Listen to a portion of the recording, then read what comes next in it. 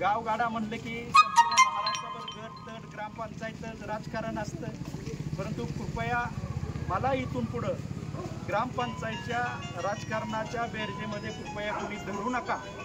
आणि त्यांना धरायचं आहे, त्यांची सवय जाणार नाही, त्याला मी काय करू शकत नाही, परंतु मी माझ्या कामानं उत्तर देईन। आज जे हे तुम्ही माझ्या खांद्यावरती वजं दिलेलं आहे, खरं तर मी अजून फार छान बोलू शकतो, पण मी जरा भारावून आलेलो आहे, कारण ह्याच्यापेक्षा मोठं मला 1 लाख लोकांच्या सभेमध्ये बोलण्यापेक्षा जास्त मोठा आनंद होतोय। कारण ही आपली लोक आहेत आणि मी वयानं खूप लहान आहे, पण गावगाड्यामध्ये कौटुंबिक परिस्थितीमध्ये लहान वयात आलो, सामाजिक राजकीय सगळ्या गोष्टी शिकलो, पण स्वतःशी एकनिष्ठ राहिलो, कधी चुकीच्या गोष्टीची संगत नाही केली किंवा साथ नाही दिली। काही ठराविक लोकांच्या माझा थोडा स्पष्ट बोलणारा स्वभाव असल्यामुळं किंवा खऱ्याची बाजू धरणारा असल्यामुळं कुणाच्या भावना दुखवल्या असतील, तर माझा व्यक्तिगत काही दोष नाही, परंतु येणाऱ्या काळामध्ये या महाराष्ट्राच्या राजकीय पटलावर कुडूचं नाव 100% चांगल्या पद्धतीने घेतलं जाईल, त्याची जबाबदारी आता माझी आहे।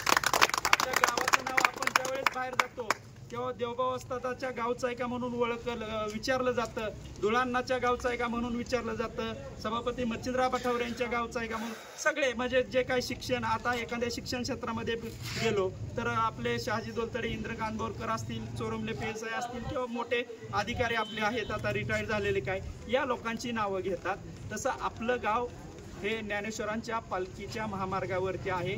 आपण एवढं पुण्यवान आहोत की अशा गावात आपला जन्म झाला, ज्याला आपलं कॅनॉल असेल, या सगळ्या सामाजिक राजकीय सगळ्या कला क्रीडा या क्षेत्रामध्ये आपण भरभरून आहे। कारण मी जेव्हा महाराष्ट्र फिरतो तेव्हा इकडं साळमुख सोडलं तर, आणि इकडं करमाळा खाली सोडलं तर, आणि खाली पंढरपूर मोहोळ सोडलं तर, आणि इकडं वर तुम्ही फलटण सोडलं तर वरती तर डोंगरच मुंबईपर्यंत आहे। म्हणजे वस्तू रचना आपली माळशिरस तालुक्यातल्या या खुडूस गावात आपला जन्म झालाय, हे आपण पुण्यवान आहोत आणि आपण या गावात जन्मलोय, या गावाचं या भूमीचं काहीतरी देणं लागतो।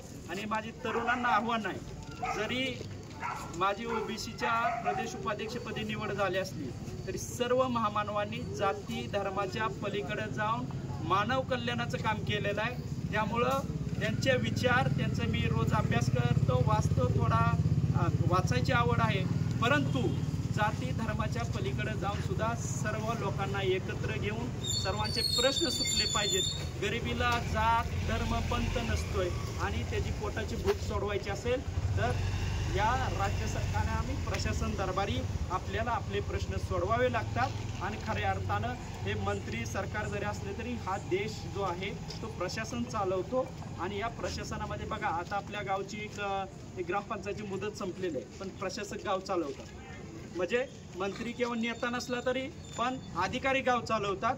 मग खऱ्या अर्थानं अधिकाऱ्यापाशी प्रांत असेल, तहसील, तलाठी कार्यालय, परत जिल्हाधिकाऱ्यापर्यंत, आयुक्त शहरापर्यंत ज्या ज्या गोष्टी आहेत त्या करण्याचं काम। आणि माझी तुम्हाला सर्वांना विनंती आहे की आपले कोणतेही सरकार दरबारी प्रश्न असतील, आज जरी सत्तेतले पक्ष असतील, अजितदादा हे कामाने ओळखलेले जाणारे माणूस आहेत, आणि त्यांच्याकडे जर तुम्ही कुठलं काम योग्य आणि कायदेशीर काम घेऊन गेला तर तुमचं 1001% काम होणार।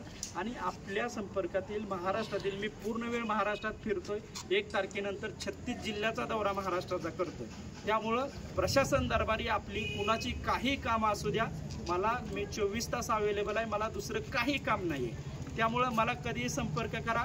मी तुमच्यासाठी, तुमच्या ऋणातून उतराई होण्यासाठी मी माझ्या श्वासात श्वास आहे तोपर्यंत काम करत राहीन। आता वय माझं 35 आहे, पण खऱ्या अर्थानं बाई गणपतराव देशमुख हे वयाच्या 35व्या वर्षी राजकारणात आले, संजय मामा असतील, सुभाष पाटील असतील, हे लोक, परंतु मी माझं भाग्य मानतो की मला हे निसर्गाने किंवा परिस्थितीने एवढी संधी दिली की या वयात ह्या गोष्टी